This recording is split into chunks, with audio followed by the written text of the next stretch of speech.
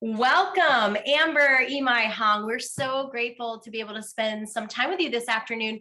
Can you start off today by sharing for our listeners a little bit about who you are and how you're involved in space? Aloha.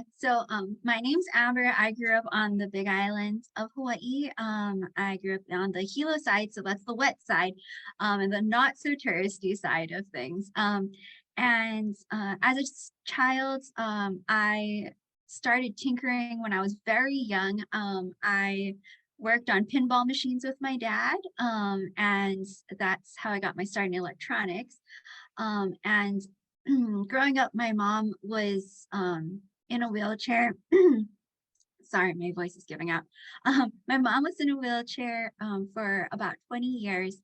And so while I was growing up, it was always fun to try to figure out how to make life easier for her and for my dad and for myself even, to maneuver a house that was not designed for a wheelchair occupant, and to as she had a neurological disorder, so as her functionality started to decrease, trying to be able to create devices that she could use to help her have more autonomy, so be able to eat by herself without having us be there to like feed her, because she felt that was tough for her, for her ego.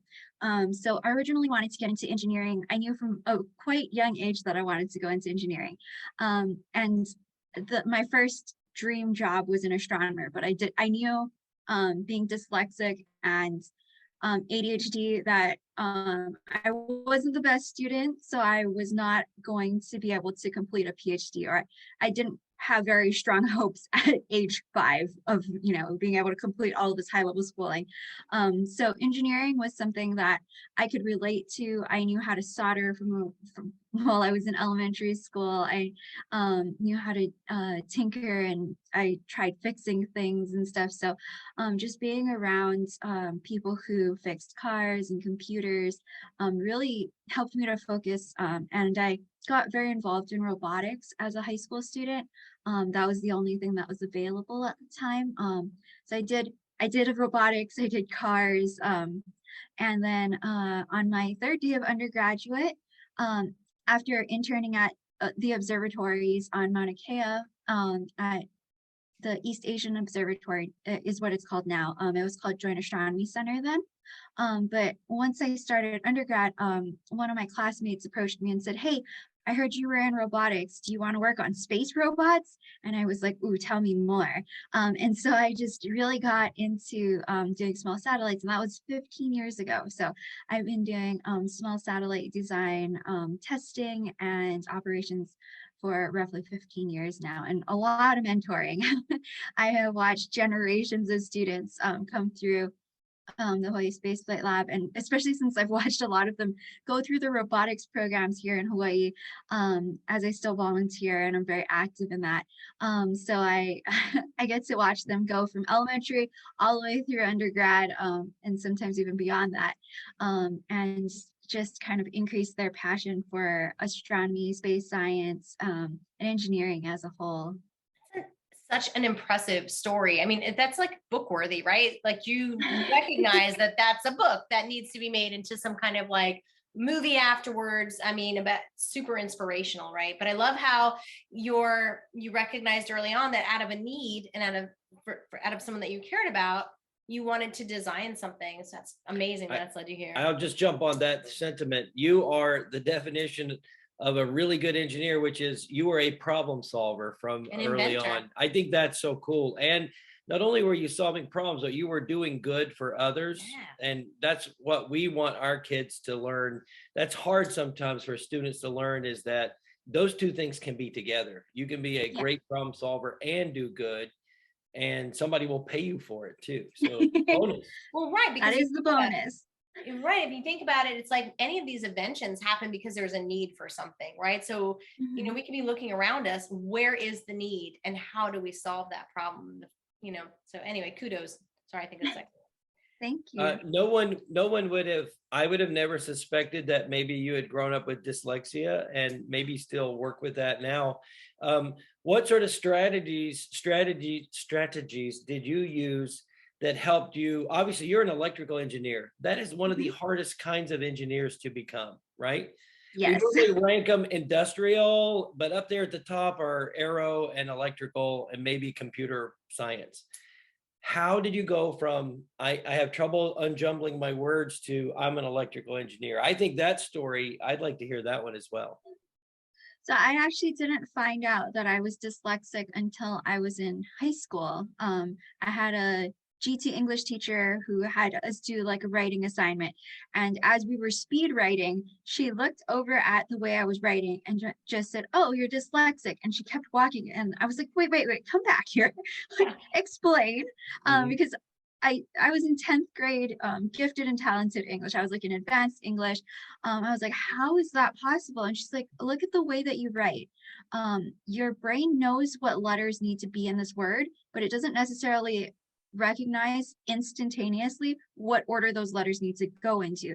So my handwriting is atrocious because I just like I write the letters and then when I get to the end, I know I'm missing some. So I'll go and like scribble them back in, but then that means that my letter spacing is all over the place. And so yeah, I didn't even know. I knew I read really slow and my spelling was really bad, especially in my lower grades.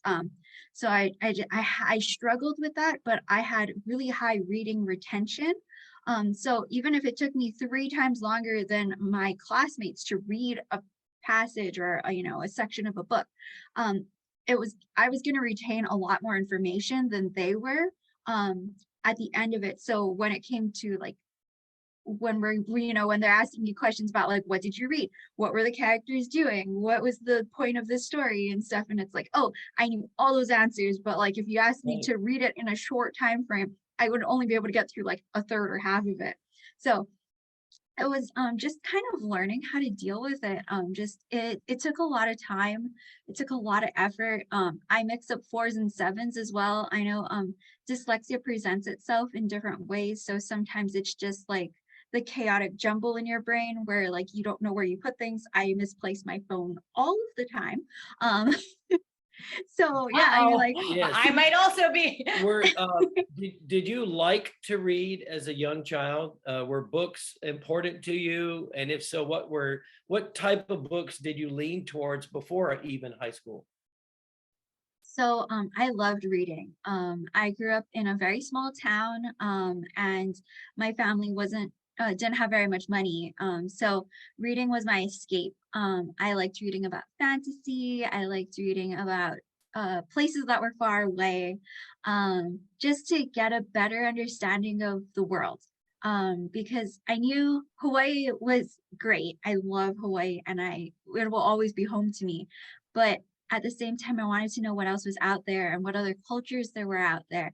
And just like, because we have TV and we get to watch like a bunch of, people, I knew that they didn't look like me.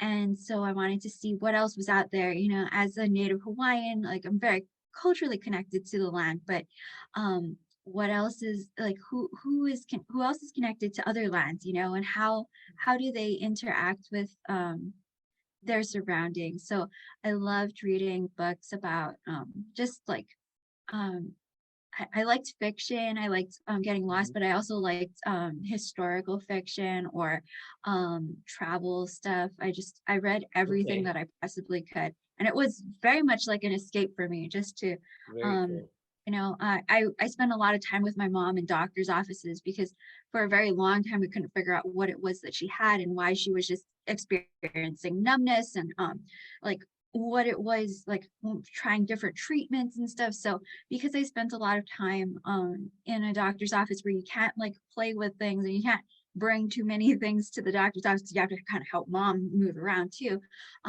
Book was always something you could pack in a backpack. So that's so awesome and inspiring. And I'm going to ask one last question in this lane before we switch over to your academic professional life. For us, people like us mainlanders, we look at Hawaii, it's like a paradise, and we're from Florida. Right. I mean, we're from Florida, which is also, people also come but here. you know, I still watch old Magnum PI reruns, right? I knew you were going to mention so my that. question to you is, when you were a kid, what were the places that you most wanted to visit, and have you visited some of them as an adult? Yes, so I loved watching shows about anywhere on the mainland. Like I like seeing the different seasons.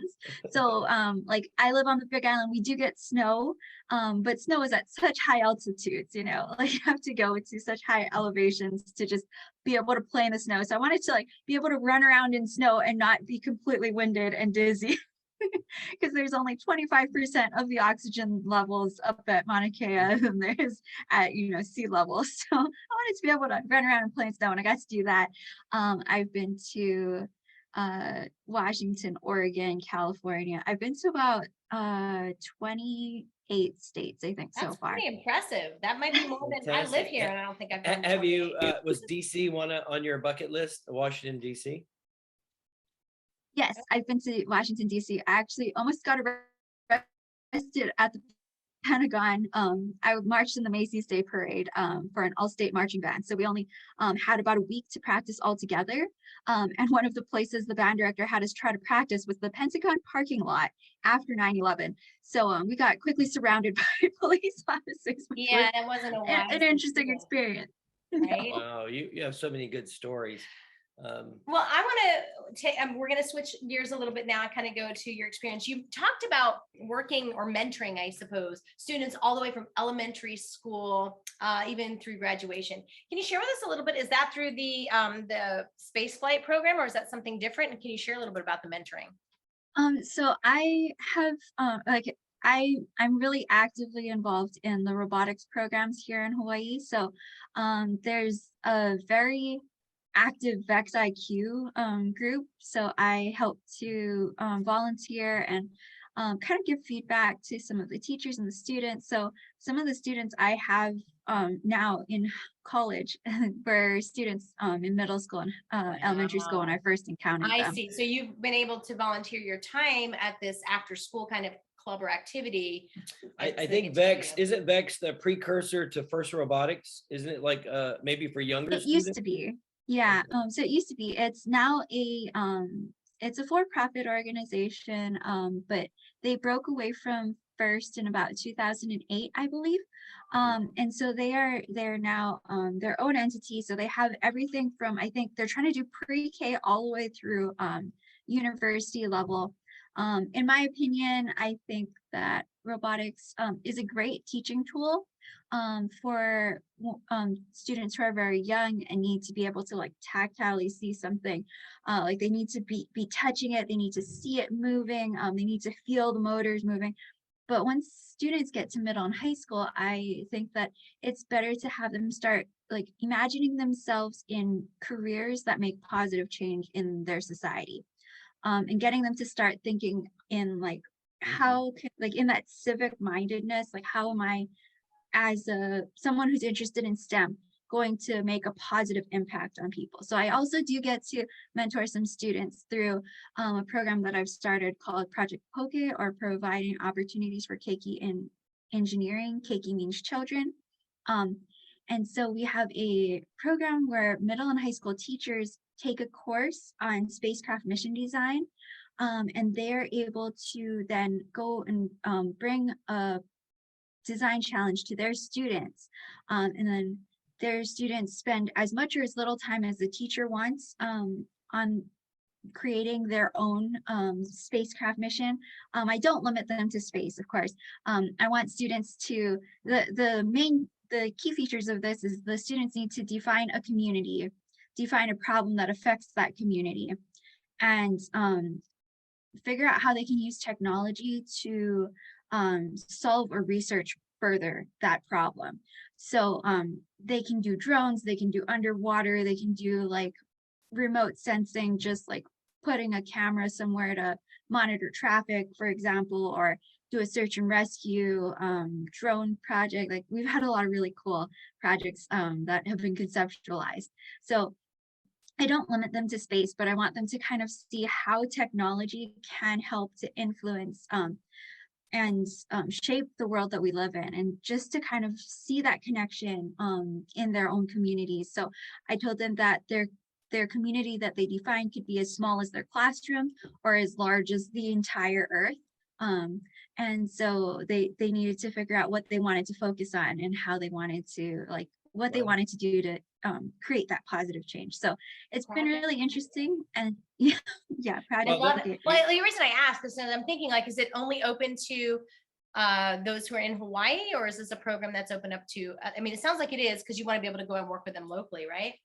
Yeah, so right now Project Pocket is only in Hawaii. We were very fortunate to receive the Governor's Emergency Education Relief Fund, a grant through that. So we received about $500,000 to start up this program and kind of get it running within the first year. So our year is just about ending in about 5 days.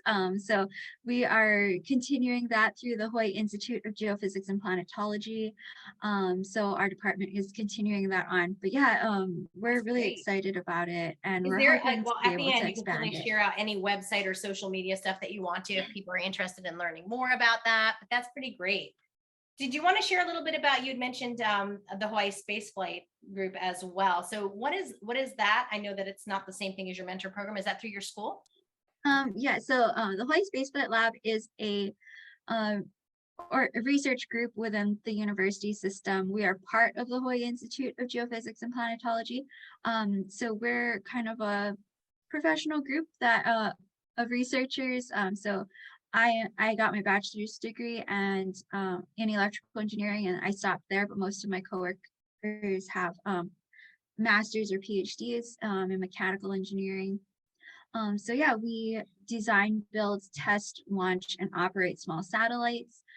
Here at the lab, we wanted, or one of the goals of HSFL was to be one of the first universities in the world to be able to do everything from concept through operations within the university system. We've encountered a ton of different issues with that, but it's been a really fun 15+ year journey on that. Right. A quick question about that. Do you feel like being Hawaii is so geographically isolated, from the mainland, has that helped or hurt in you guys being so vertically integrated in that you can do everything? You don't, you do your validation testing, would you say being out there in the middle of the ocean is good? Was a good thing, or did that slow down your development? It's good and bad. It definitely has its ups and downs. It's nice that we have pretty much complete access to a vibration table, a thermal vacuum chamber, an attitude control test bed that we can use, and we don't have to schedule time at a center to do our environmental testing. If we have a schedule slip, not a big issue for us. It is a little bit challenging because the spacecraft development team is the one who needs to be able to operate all of those equipment. That's we you. need to maintain You operate the all of launch. that equipment. That's us. Yeah, that's me. Yes. But there's I'm the not a one large who has number to of climb into the TVAC.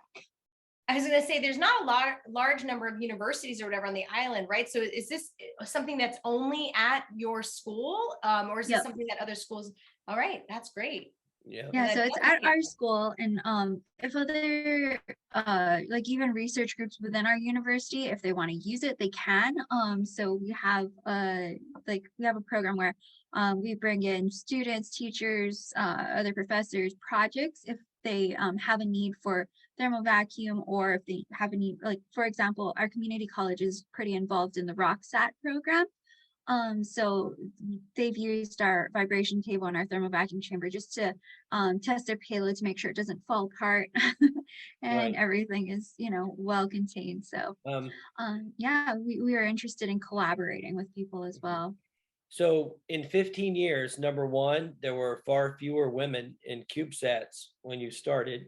You can speak to that. Second point is, do you see CubeSats being a great stepping stone? You mentioned young children, robotics, but I think the CubeSat is even a better tool but I'm biased. Could you speak, number one, being a woman early, 15 years ago in CubeSats?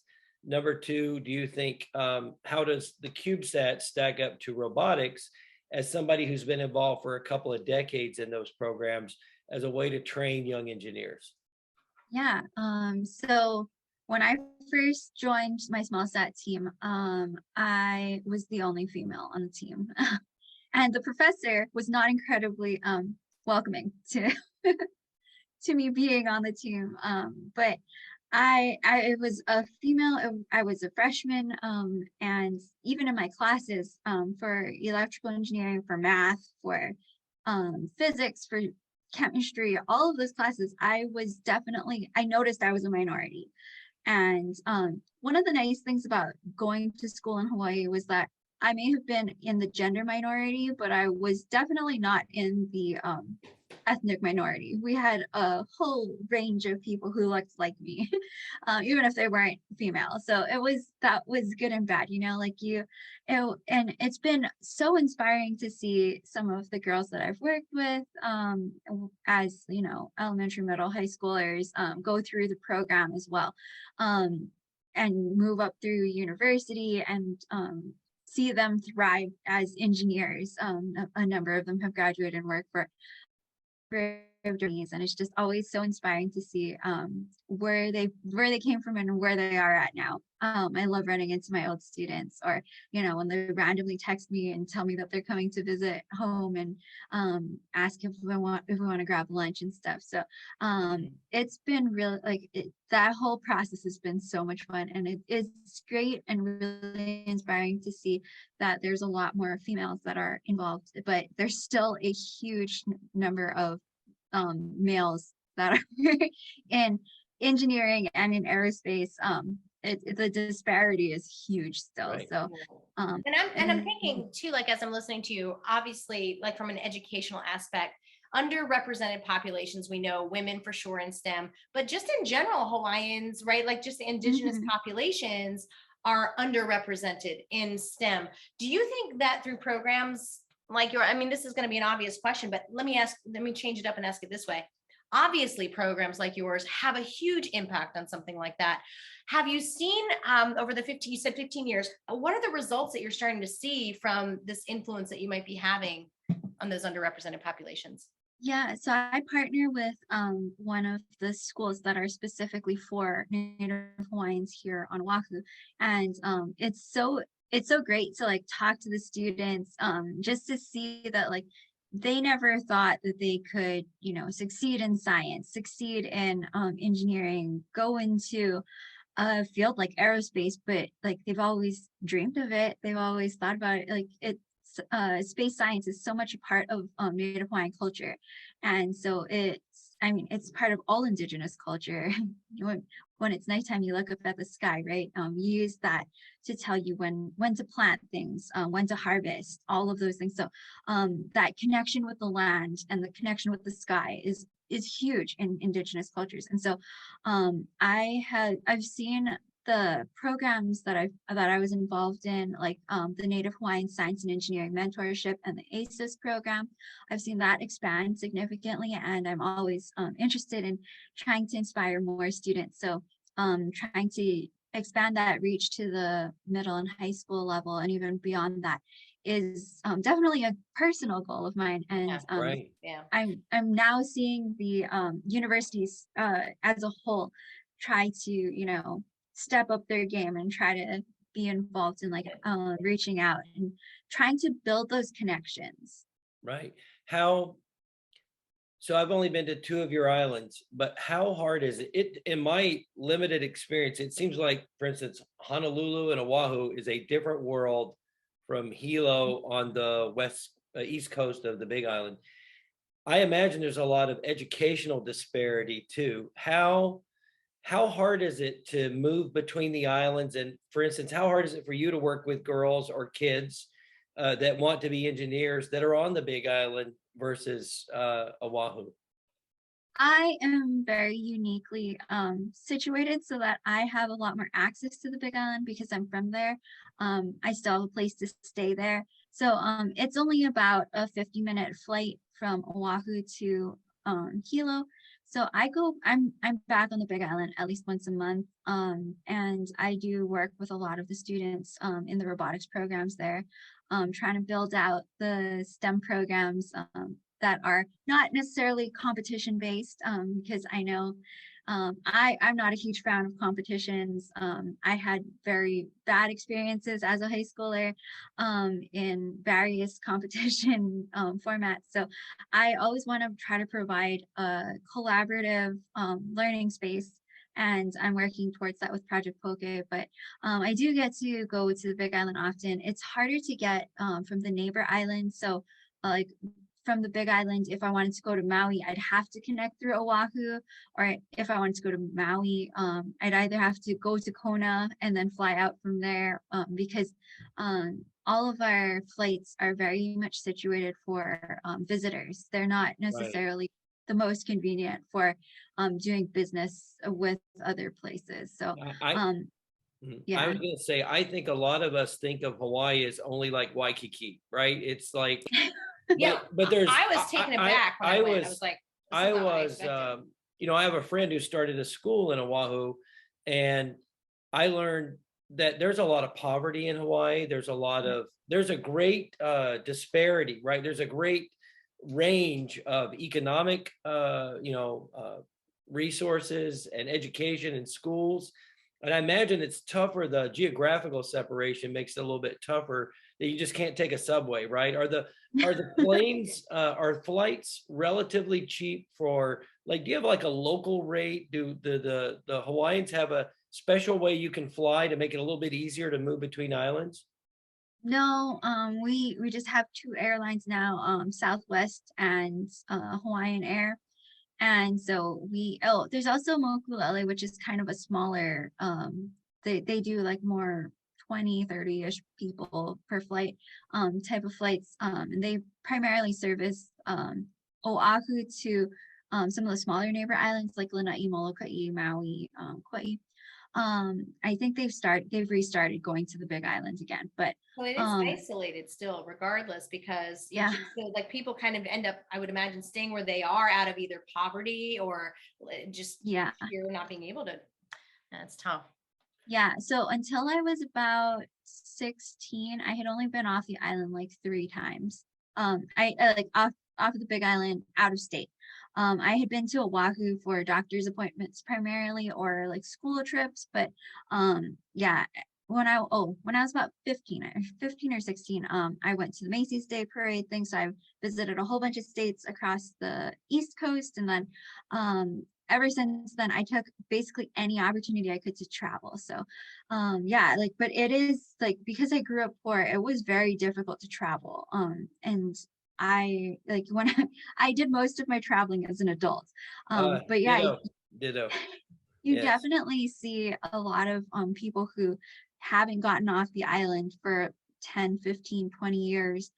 And now it's a little bit cheaper to fly between the islands. There's like $40 one-way flights, but I mean, for a family who's already struggling to just, and you have more than one person, Do you have good high-speed internet on the Big Island everywhere? Not everywhere. You barely have electricity everywhere. There's definitely some like people who grew up on a ranch and stuff, and they have generators, and they've got their internet is like satellite internet kind of thing. So of course their vision of what they see for their future they wouldn't even know what you're doing exists if it weren't for you. That's really I mean, like, you know what I mean? Like, if they don't even know that that's there, except you're bringing it to them. They would never have that opportunity. I think we might be frozen. But we're back. Good. Maybe not. Either way, if you can hear us, we're kind of to the end of the interview anyway. So we always try to wrap up with, I think you're back, but we always try to wrap up with a I'm back. Yay.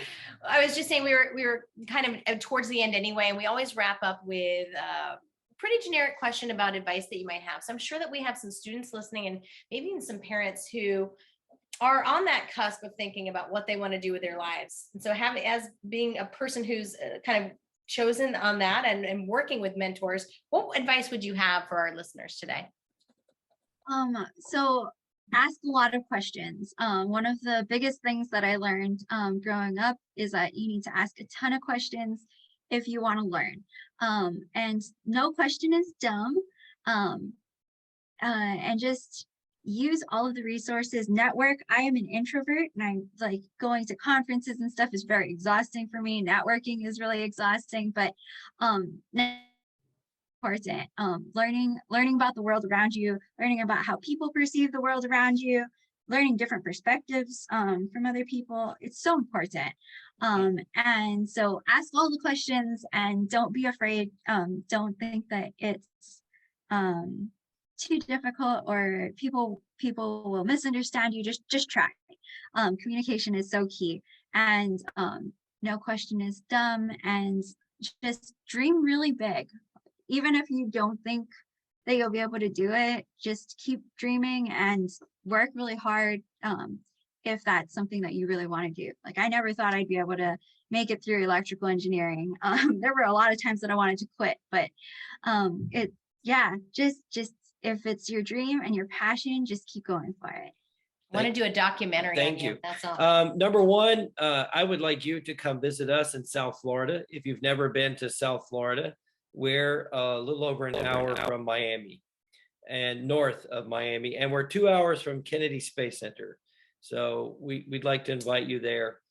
And before we leave, is there any kind of website that you would like to draw anyone's attention to if they're interested in learning a little bit more about Project Poke, for example, or even what you're doing through your university?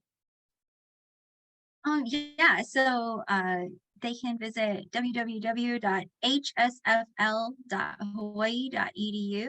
That's H as in Hawaii, S as in space, F as in flight, and L as in lab.hawaii.edu.